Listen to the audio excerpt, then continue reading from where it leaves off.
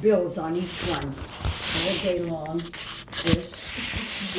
Until we had 33 bills. I don't know how many bundles of 30, I forget how many, 3,300 sheets, I forget. Anyway, we spend money, and I had to make sure that there was no mistakes. The printer stood beside me, and he would rub the plate with his hands to take the extra ink off of the plate, and then it would go through this paper towels, like a big roll of paper towels, and brushed it off and cleaned it off good. And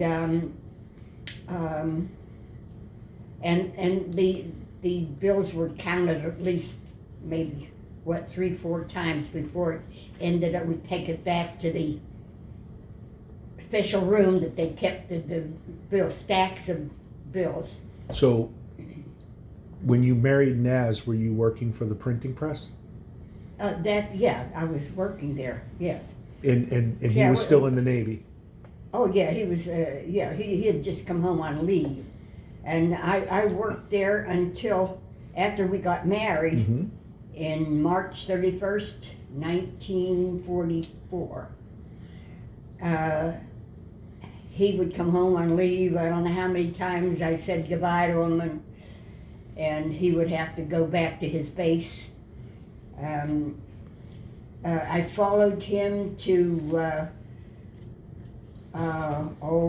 we're someplace in what's that base in naval base in Virginia? Quantico? Not Quantico. Anyway, it was in somewhere. So you worked at the press. Yeah. And when he got out of the military, what brought you back to Johnstown? Well, I worked there for 2 years. Then when I started traveling to meet up with him, I went to Florida first for 3 months, and he was stationed at the Everglades Hotel in Florida, and I stayed there I think for about 2 months, and he was shipped out again.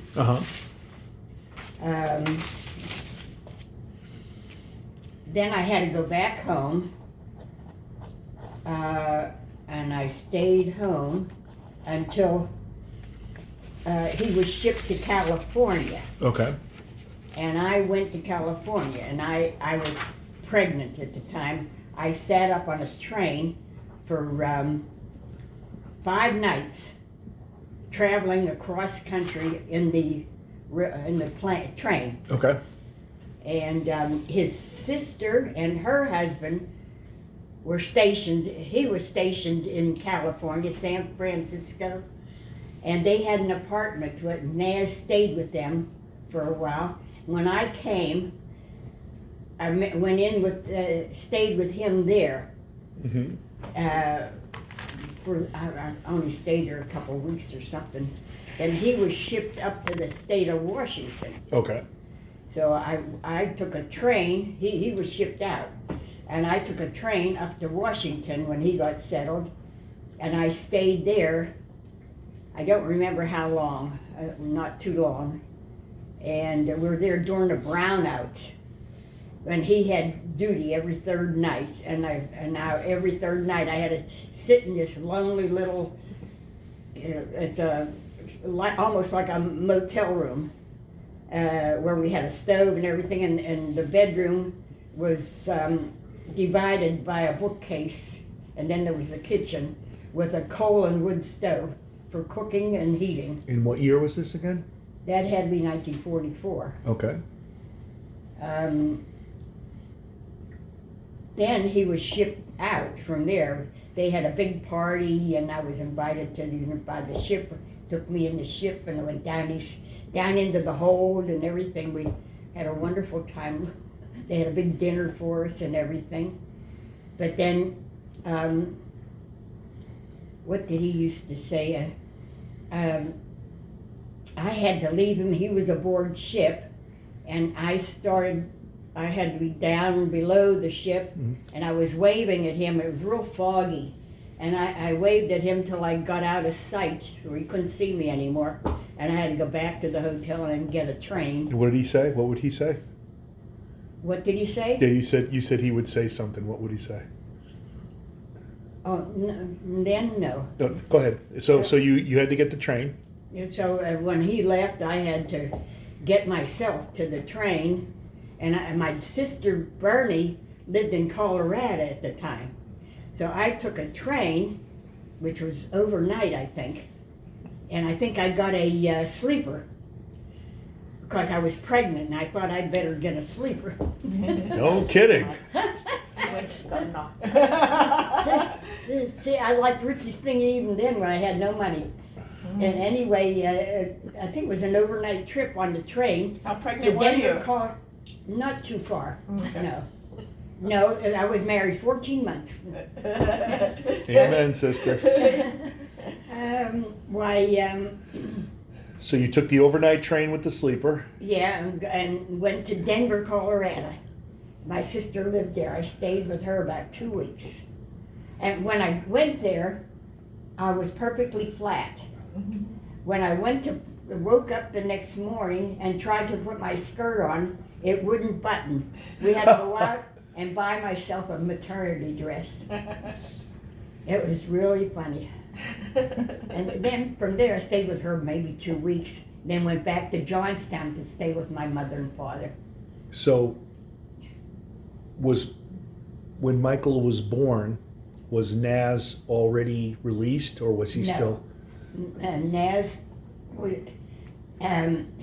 he did not see Michael, excuse me, because the hiccups. Michael was born, he was away for 9 months. Okay. And Michael was about 3 months old when he came home. Do you remember and I when he was first? staying with my parents. Do you remember when he first saw him? Oh yes, I can remember him going over to the crib when he first saw him, and he says, "Kind of cute, isn't he?" So, Grandpa's name was Isidore. How did he get the nickname Naz? Where did that come from? And that came from when he was a kid. I don't know what it was. He was a little on the dark side, and I think they used to call him Naz or Baz or King of the Gypsies or something like that. That's all I remember. Whether that was true or just in my head. So he came home to his wife and his son. Right. And how did he come when he came out of the military? Did he go to work in the grocery, or how did it work? He came and moved in with me with my parents, Okay. and he went and he started helping my dad in this tiny little grocery store Mhm. that my mother used to do the butchering. My dad had rheumatoid arthritis, and he was in such pain all the time. And my mother ran the store, Wow. and she had a woman that would drive her around because she didn't drive.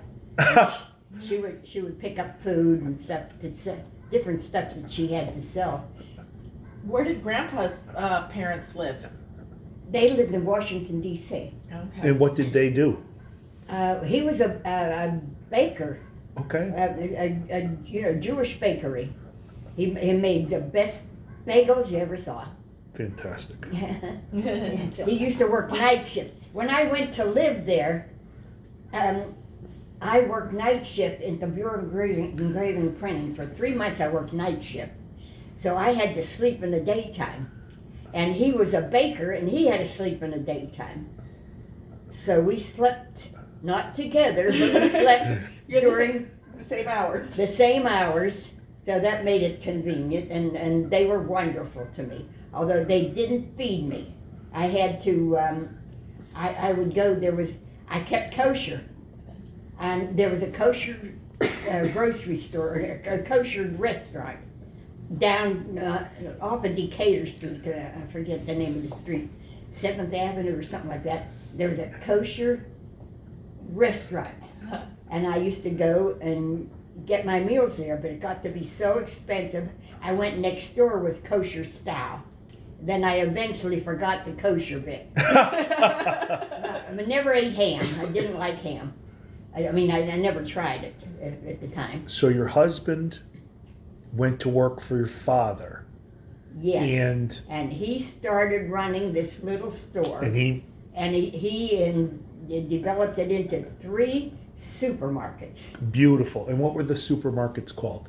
Red Top Markets, because it had a red roof and my mother named it. And if I understand, did you end up doing the meat like your mother, or where did you? My Naz, Yes. my husband, eventually hired Steve Novak, who was a Oh. butcher, Oh. Yep. Okay. and we started getting really good meat. And Uh-huh. there were times when there was, I'd say, 5 to 10 people deep waiting to get waited on in our stores for that meat and stuff. Son of a gun. So when Steve Novak came back from Vietnam, Oh, no, I don't know where he came from. No. Steve Novak was a butcher. oh, okay. A So, different Steve no back then. Naz hired him. I guess he must, I don't know whether he advertised. well, there was a Steve Novak who worked The bowling alley. for Mike. With the same Steve Novak? It's possible because it was, I don't remember all of it. Well, No. tell me how you went from the 3 grocery stores to the bowling business. Well, that I'm not sure, except that somebody started a bowling center.